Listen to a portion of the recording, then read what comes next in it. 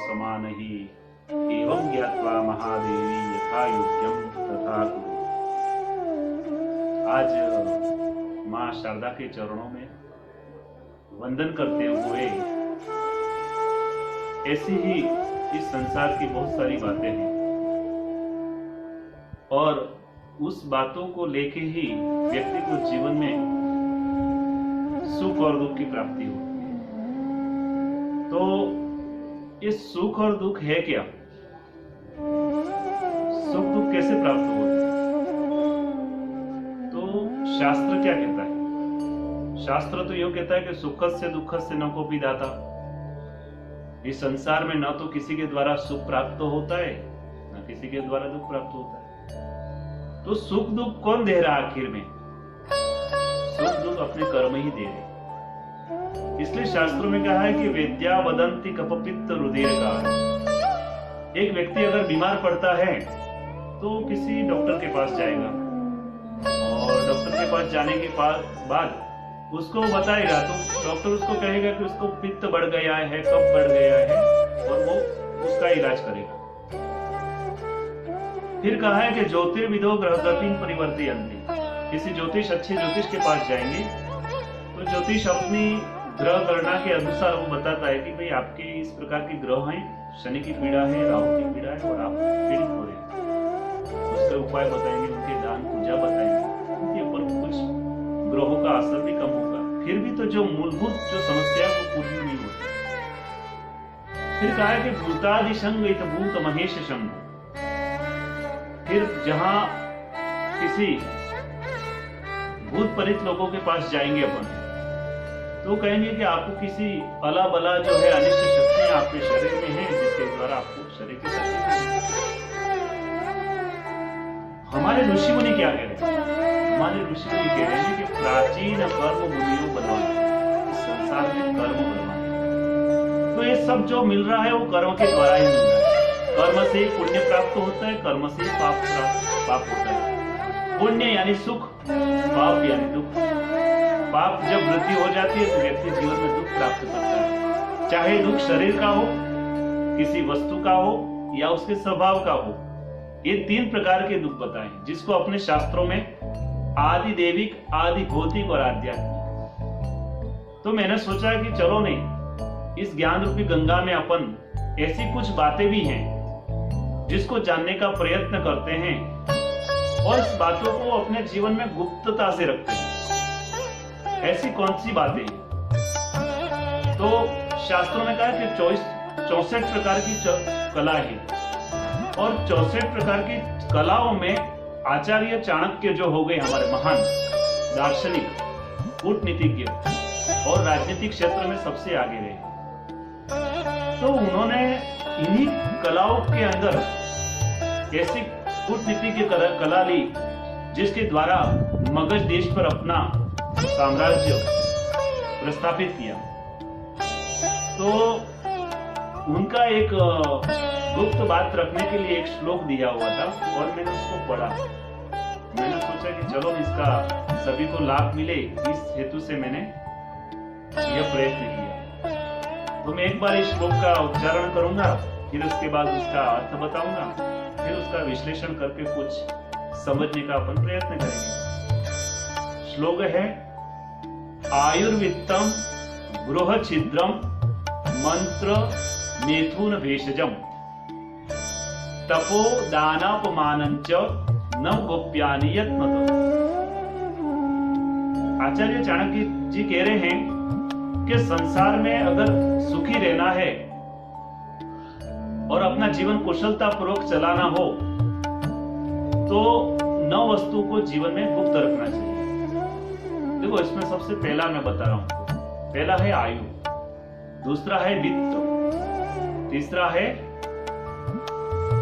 गृह छिद्र यानी घर का भेद, चौथा है मंत्र, पांचवा है मैथुन, छठा है भेषजम यानी किसी औषधि को आप जानते हैं, सातवां है तप, आठवां है दान और नौवां जो है वो अपमान। यह जो 9 बातें हैं उसको अपने जीवन में गुप्त रखनी चाहिए। तो पहली बात अपन लेते हैं आयु। मनुष्य को अपने जीवन की आयुष्य किसी के सामने प्रकट नहीं करनी चाहिए। सभी पूछते हैं कि क्यों? आयु प्रकट होते ही आपके जो शत्रु हैं वो शत्रु कभी भी आपका विरोध, आपका हानि पहुंचा सकते हैं। इसलिए आपका आयुष्य बन सके तब तक आपको आयुष्य प्रकट किसी के सामने नहीं करना चाहिए। उसके बाद आता है वित्त। दूसरे नंबर पे वित्त आता है। तो वित्त का मतलब होता है धन।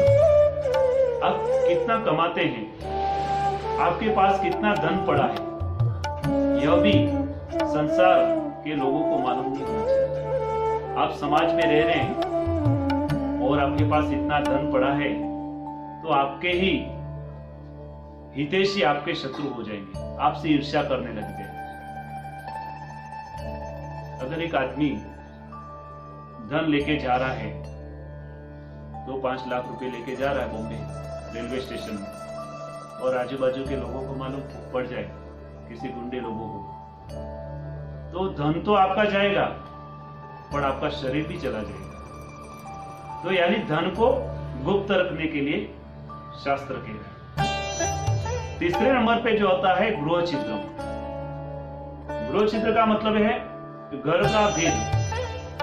आप घर में कुछ भी हो रहा है, जो बातें नहीं कहनी चाहिए, जैसे घर में किसी बात को लेकर झगड़ा हो गया और आपने अपने घर की बात जो आपके हितैषी नहीं है और आपने अपने घर की बात बता दी, तो ये क्या होगा? जैसे लंका के अंदर जो रावण था और रावण की मृत्यु का कारण विभीषण था, तो यही बात अपना स्वयं के लिए भी यह बात होती है।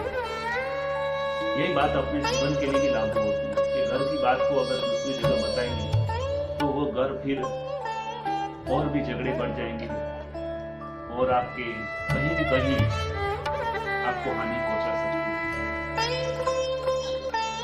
फिर कहा है कि किसी मंत्र, चौथे नंबर की बात कर रहा हूं, मंत्र के लिए मैं एक ऐसा भी वीडियो बनाऊंगा जो काफी आपको अच्छा लगेगा। तो मंत्र किसी गुरु द्वारा आपको प्रदत्त किया हुआ है, तो मंत्र भी आपको गुप्त रखना है। कहा है कि जितना मंत्र गुप्त रहेगा उसका प्रभाव भी आपके ऊपर ज्यादा रहेगा। आप मंत्र के द्वारा देवी देवताओं को प्रसन्न कर सकते हैं। तो मंत्र के द्वारा आप पूजा पाठ करते हैं, मंत्र अनुष्ठान करते हैं, तो ये जो भी मंत्र क्रिया करते हैं उसको गुप्त रखनी चाहिए, तभी आपके ऊपर प्रभाव रहेगा। 5वां है मैथुन, यानी स्त्री और पुरुष परस्पर जो रति क्रिया करते हैं, प्रेम प्रसंग करते हैं, यह किसी के सामने प्रकट नहीं करना चाहिए। इसका कारण है कि आप सामाजिक हैं, समाज के साथ रहते हैं, धर्म की मर्यादा है, और आप इस रति क्रीड़ा को, मैथुन को किसी के सामने प्रकट होता है तो कहीं न कहीं आपको लज्जा का भय रहेगा और आपको अपमानित भी होना पड़ेगा। संसार आपको तिरस्कार भाव से देखेगा। तो सदैव याद रखें कि संसार में रति क्रीड़ा गोपनीय रखने के लिए। फिर कहा है कि भेषजम, भेषजम का संस्कृत अर्थ है दवा। किसी दवा को आप जान रहे हैं, आप बीमार हैं, दवा ले रहे हैं, तो आप कौन सी दवा ले रहे हैं वो वैद्य को मालूम है, डॉक्टर को मालूम कि आप दवा कौन सी ले रहे हैं। अगर आपका शत्रु होगा तो वैद्य के साथ मिल जाएगा और आपको हानि भी पहुंचा सकता है। और यहां तक कहा है कि वैद्य किसी दवा को आप जानते हैं तो उस दवा को भी गोपनीय रखना चाहिए और गुप्त रूप में दी हुई वनस्पति उसके जीवन में ज्यादा प्रभावित होती है रोगी को, उसका विश्वास भी बढ़ता है। फिर कहा है तप, 7वें नंबर पे जो आता है तप। तप किसको कहते हैं? तो तप बोला है तपोद्वंद सहनम। आप जो धर्म के लिए काम करते हैं, किसी सत्यता के लिए काम करते हैं, ईश्वर की कृपा प्राप्त के लिए काम करते हैं, उसमें जो भी आपको कष्ट पड़े, उस कष्ट को जो आप सहन कर रहे हैं, उसी का नाम है तप। इसलिए कहा है कि तपोद्वंद सहनम, आप तप को सहन करें और इसको जग जाहिर नहीं करना। आपके जीवन में किसी के सामने प्रकट नहीं करना, उसको गोपनीय रखना कि आपने कितना तप किया है। वो परमात्मा ही जानते हैं कि आप उसके लिए क्या आराधना कर रहे हैं। फिर कहा है दान, 8वें नंबर पे आता है दान। शास्त्र तो यूं कहता है कि दाहिना हाथ जब दान करने बैठ जाए तो बाएं हाथ को भी मालूम नहीं पड़ना चाहिए। इतनी गोपनीयता रखनी है। आप अगर दान का प्रचार करते हैं, बहुत सारे मंदिरों में दान करके बताते हैं कि भाई हमने इतना दान किया। क्यों?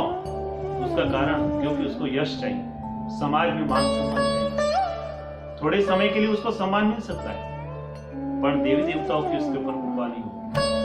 क्योंकि दान तो कहा है कि गुप्त में देना चाहिए, दान गुप्त श्रेष्ठ है। फिर अंतिम जो बात है वो अपमान की बात। आप किसी अच्छे कार्य करने के लिए गए या किसी अपने व्यक्तिगत जीवन को कार्य करते हैं और वहां आपका अपमान हो, तो इस बात को सब जगह आपको प्रकट नहीं करना। अगर आप प्रकट करने जाएंगे तो लोग समझेंगे कि इसने इतनी बड़ी गलती की है, इस आदमी के साथ कैसे रहे, समाज उसकी निंदा करेगा। तो आप जीवन में जो अपमान है उसको भी किसी के सामने प्रकट न करें। तो ये बातें, 9 बातें मैंने आपके सामने बातें बताई और मैं आप सभी से यही बात करने के लिए ये धर्म गुरु जी चैनल के माध्यम से मैंने आपको बताने का प्रयत्न किया है। मैं आशा करता हूं कि इन 9 बातों को आप अपने जीवन में उतारेंगे, उसका लाभ लेंगे, जिससे अपने जीवन में अपनी खुशियों को आप प्राप्त करें। इसी के साथ मैं आचार्य पंकज जोशी अगले किसी अच्छे धर्म के विषय को लेकर आएंगे और अवश्य आपके सामने किसी प्रसंग को लेकर प्रकट करेंगे। जय श्री कृष्ण, जय श्री राधे।